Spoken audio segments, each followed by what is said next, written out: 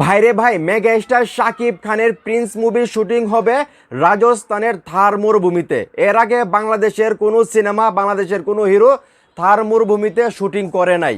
এই প্রথমবার mega star Shakib Khan রাজস্থানের থার মরুভূমিতে শ্যুট করতে যাচ্ছে এবং যেটা বলা হচ্ছে সেইখানে অনেক বড় লেভেলের একটা অ্যাকশন সিন হবে। আপনারা সবাই জানেন প্রিন্স মুভিতে কিন্তু হলিউড লেভেলের অ্যাকশন থাকবে এবং এমনটাই বলা হচ্ছে অ্যাকশন সিনের জন্য কিন্তু তারা প্রচুর টাকা খরচ করতেছে এবং সেই থার মরুভূমিতে কিন্তু বলিউডের, তারপরে তামিল, তেলুগু সেই সকল মুভিগুলার অ্যাকশন সিন বা বিভিন্ন রোমান্টিক গানের শ্যুট নেওয়া হয়। সেইখানে প্রথমবারের মতো আমাদের মেগা স্টার শাকিব খান যাচ্ছেন শুটিং করার জন্য। ভাইরে ভাই, মেগা স্টার শাকিব খান যে আর কত কিছু করবে সেটা সময় বলে দেবে। তো একজন শাকিবিয়ান হিসাবে আমি খুবই এক্সাইটেড যে রাজস্থানের থার মরুভূমিতে কোনো বাংলাদেশের ছবি প্রথমবারের মতো শ্যুট করতে যাচ্ছে এবং সেটাও আমাদের বাংলাদেশের এক নম্বর মেগা স্টার শাকিব খান।